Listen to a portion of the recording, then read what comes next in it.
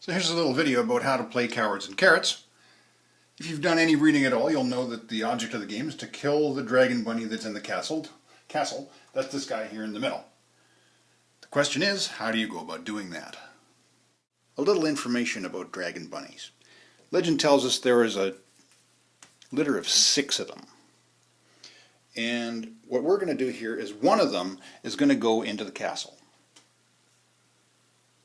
4 of them are going to go into the monasteries, and one of them is going to go into the box. Legend also tells us that these dragon bunnies fight differently. So what you're going to have to do is you're going to have to figure out which one you're going to have to fight. Now they come in pairs. 2 of the dragon bunnies are going to be susceptible to 2 warriors, 2 of them are going to be susceptible to 2 hunters, and 2 of them are going to be susceptible to 1 hunter and 1 warrior. Now, on the back of the card, you're going to see that it will give you the correct combination. When you look at them in the monasteries or at the castle, that's all you're going to see. Until you get the correct combination of warriors and hunters in the castle, you're not going to see who's actually won the game. When that occurs, you're going to take a look at the bottom part of the card, and that's going to tell you which one of the bunnies that's actually there. To begin the game, everyone has 3 cowards. You'll get a 4th one later, don't worry about that at the beginning of the game, and 1 horse. Every turn, you're going to give orders to your 3 cowards, and these are these here. There are 5 different orders you can give. You can send them to the tournament to become a better warrior. You can send them to the forest to become a better hunter. You can send them to the carrot fields to harvest and plant carrots. You can send them to the monasteries to learn about their foe. Or you can send them to the castle, but you can only do that when you've actually qualified to be level 8 in either warrior or hunter. So at the beginning of every round, you're going to give 1 order to each coward. In this case, my number 1 coward here, I'm sending to the tournament. I've sent my number 2 coward off to the forest to get to be a better hunter. I've sent my number 3 coward off to the carrot fields to plant and harvest carrots for me. In this scenario, red, green, and blue have all sent cowards off to the tournament. And so we have 3 cowards in the tournament. We're going to use the 3 coward bracket, which is this one here, and we're going to just move them into the bracket in the order in which they arrived, 1st, 2nd, 3rd. And looks like first gets a bye into the championship round, so green and blue are going to play off to see who gets to tilt against red in the finale. What they're going to do is they're each going to roll a 12-sided die, and they're going to add their levels that they've already achieved in previous turns in Warrior.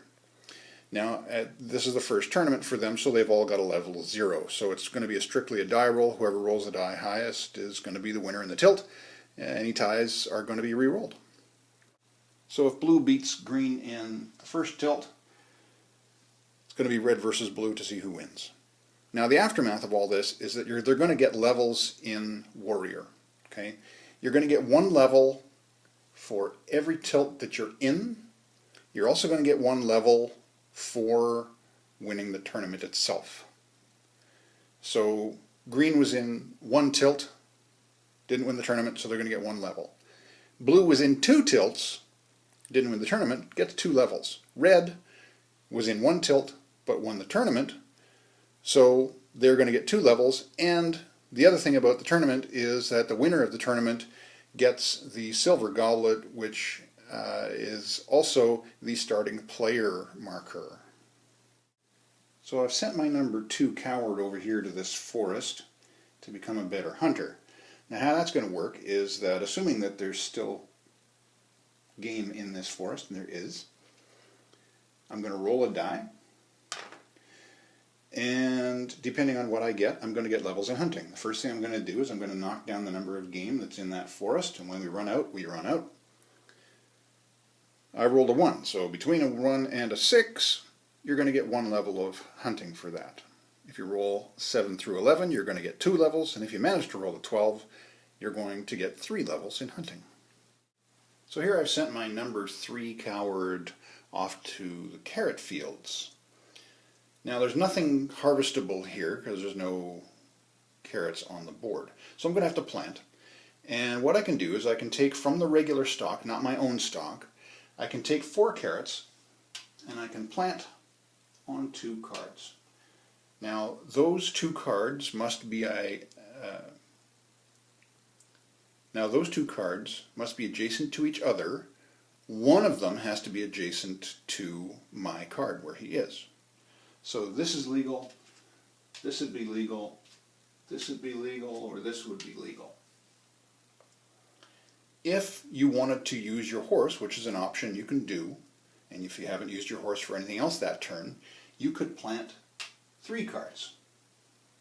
Again, they all have to be adjacent to each other. One of them has to be adjacent to your own village. If you want to know about adjacency, you can take a look at the rules. Your other option for planting carrots is that you can plant your own field, which is fenced in, which means that no one else can ever take those except for you. In the field maintenance stage of things, what's going to happen is all the carrots that were planted that turn become harvestable for next turn. Harvesting works very much the same way that planting does.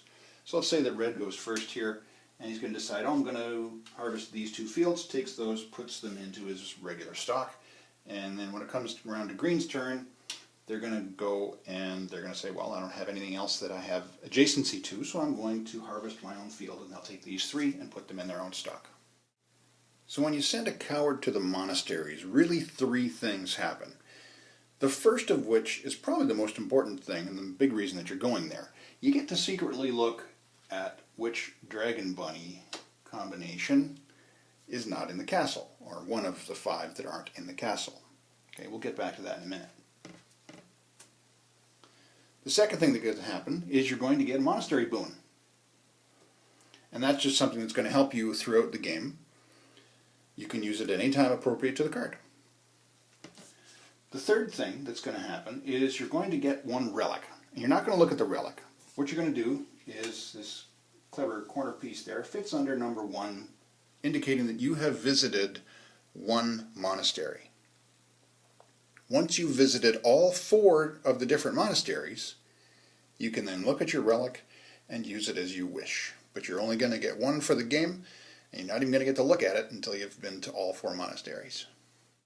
So I've sent 2 cowards off to the castle that are both qualified, as one as a hunter and one as a warrior.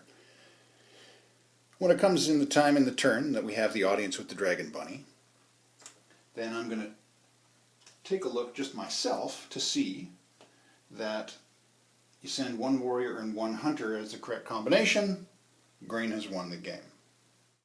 If I had picked up the combination of 2 hunters being the correct combination, both of my cowards would die and I would have to keep on going with as many cowards as I have left. Now in this example, red has sent a hunter that's qualified and green has also sent a hunter that's qualified.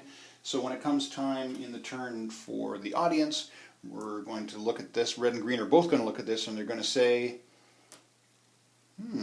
2 hunters. We have the correct combination, so the game is over. However, all we know so far is that we have the correct combination. So what we're going to have to do is we're going to have to take a look under the dragon bunny, and it will tell us that the correct bunny is the Knick-Knack bunny, and it's killed by the hunter entering from the north. So red, because north, the rondel is here, red had entered from the north, they would kill the dragon bunny, and the hunter entering from the south dies. So green would lose the game, and red would be our winner. Regarding horses, they're quite important in this game because they're required to do some of the actions in this game. For example, if you're going to send your coward off to the tournament, that requires a horse. You'd have to move your horse over to used, and no other cowards this turn can use a horse. You can buy another horse, but you can do that at the end of each round for a cost of 4 carrots, in which case you'd have 2.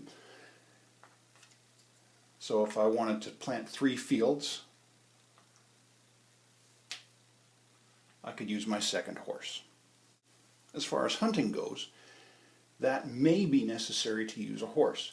If there's game left in the 4 close forests, you don't need to use a horse. If there aren't any available forests with game in them, you may always go hunting off-board with a horse. The other thing is that when you're going to the castle to fight the Dragon Bunny, a horse is definitely required. And to go to a monastery, horses are not required. That's all in the rules. You don't have to remember it all. Carrots are also very important in this game. Reason being is that every 2 rounds, whenever the round marker ends up being on an orange square, tribute has to be paid to the Dragon Bunny. And we keep track of this down here on our board. Every time that you successfully pay tribute, you're going to keep the green side up on this little marker down here. If you fail to pay tribute, what's going to happen is the Dragon Bunny is going to eat one of your horses. And you're going to flip this over to the red side. And that means that until you successfully pay tribute again, you may not buy more horses. Please keep in mind, this is just a general overview of the rules, not the complete rules. If you want to take a look at the complete rules, please do at the web link below.